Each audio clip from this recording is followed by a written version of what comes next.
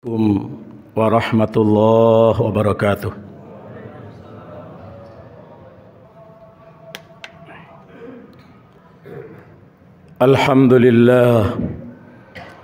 Alhamdulillahilladzi hadana lidinihil qayyim wa arsyadana ila siratihil mustaqim.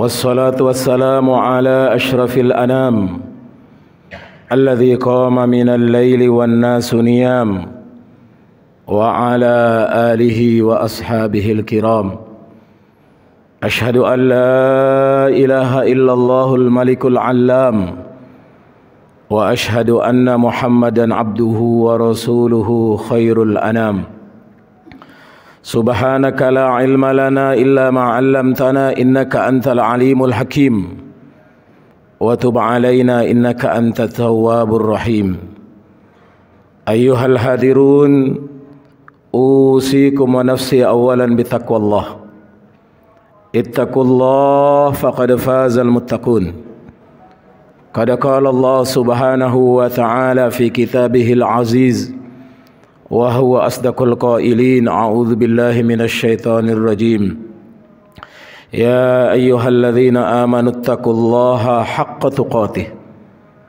ولا تموتن إلا وأنتم مسلمون يا أيها الناس اتقوا ربكم الذي خلقكم من نفس واحدة وخلق منها زوجها وبث منهما رجالا كثيرا ونساء واتقوا الله الذي تساءلون به والأرحام إن الله كان عليكم رقيبا يا أيها الذين آمنوا اتقوا الله وقولوا قولا سديدا يصلح لكم أعمالكم ويغفر لكم ذنوبكم ومن يطع الله ورسوله فقد فاز فوزا عظيما وقال نبينا محمد صلى الله عليه وسلم اتق الله حيثما كنت وأتبع السيئة الحسنة تمحوها وخالق الناس بخلق حسن أو كما قال نبينا محمد صلى الله عليه وسلم اللهم صل على محمد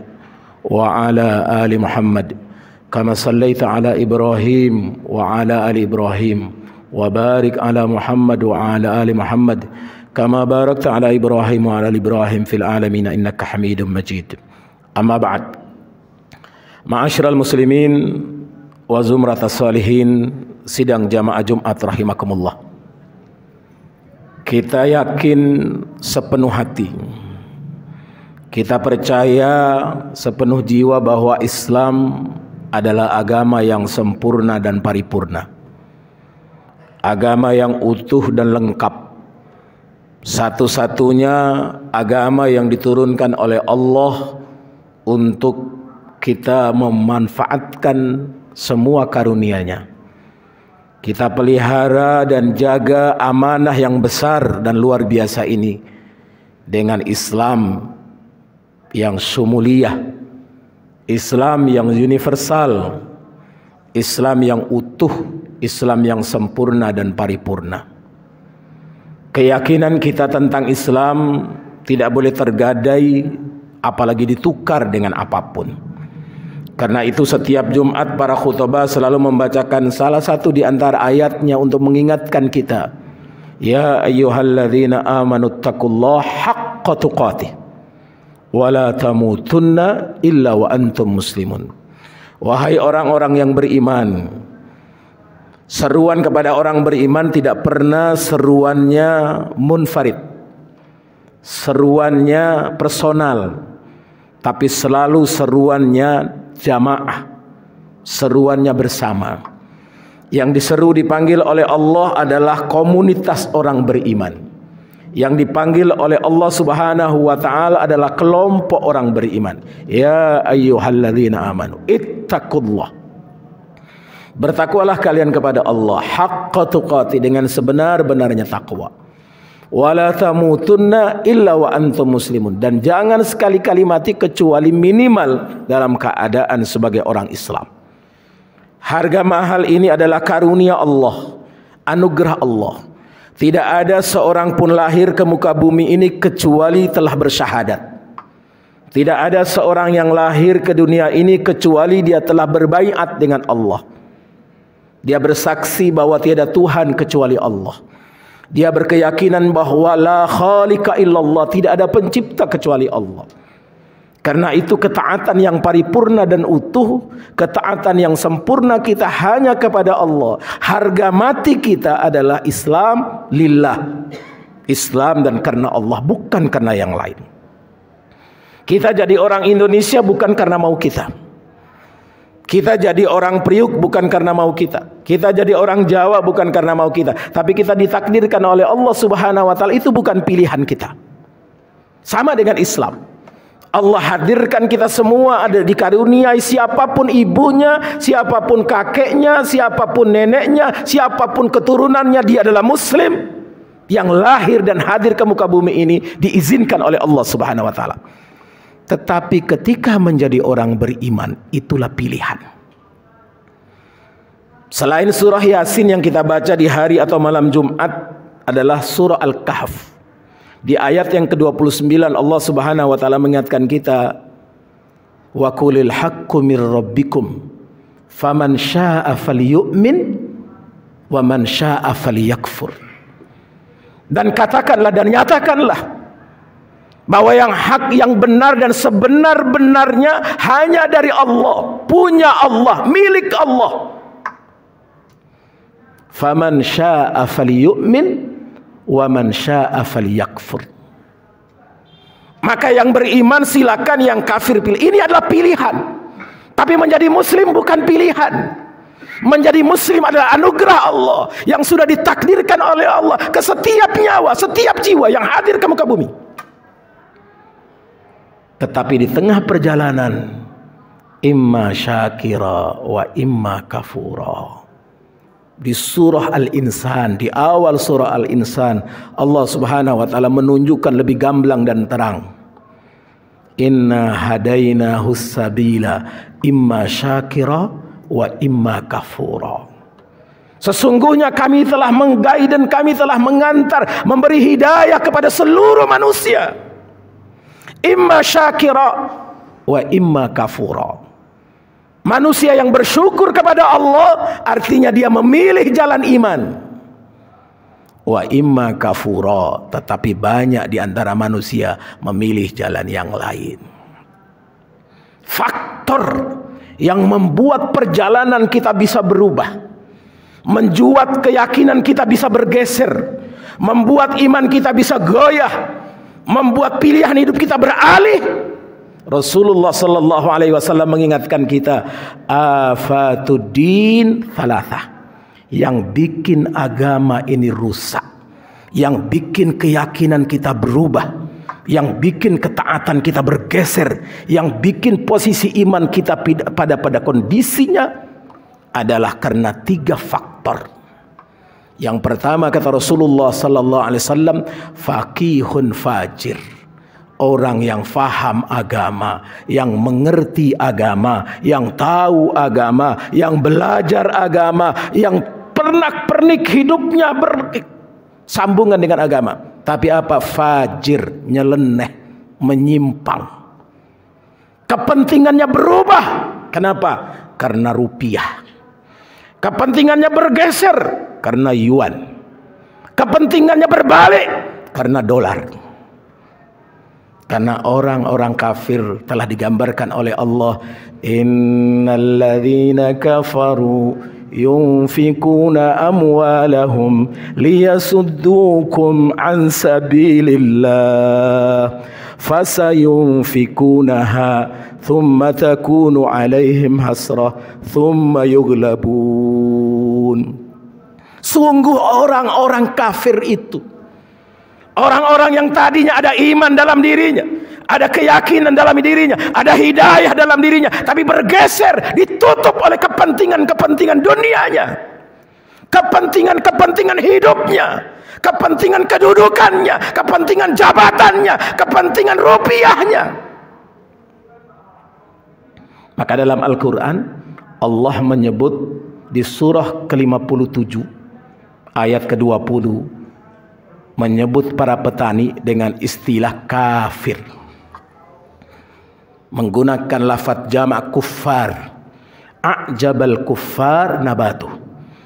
Semua ahli tafsir menjelaskan kenapa Allah menyebut petani sama dengan menyebut al-kuffar, yakni orang kafir, karena sifat petani sama dengan sifat orang kafir. Apa itu? Petani orang yang mengambil benih, menggali lubang, memasukkan benih, kemudian menutupnya. Maka disebutlah a'jabal kuffar nabatu. Allah telah membuat para petani itu takjub. Takjub dengan apa? Dengan tanaman yang ditanamnya. Benih yang dimasukkan kemudian ditutup, kemudian berbuah, membuat dia takjub. Dan itulah indikator, itulah ciri, itulah gambaran bahwa orang kafir sebenarnya ada iman di dalam dirinya, ada keyakinan dalam dirinya, ada hidayah dalam dirinya. Tapi hidayah itu, iman itu, keyakinan itu tertutup oleh apa? Karena kepentingan-kepentingan dunianya. Hatta yang berilmu, bergelar panjang, berderet gelarnya, banyak jabatannya, banyak kedudukan, tapi rusak. Kenapa? Karena kepentingan dunianya mengalahkan kepentingan imannya.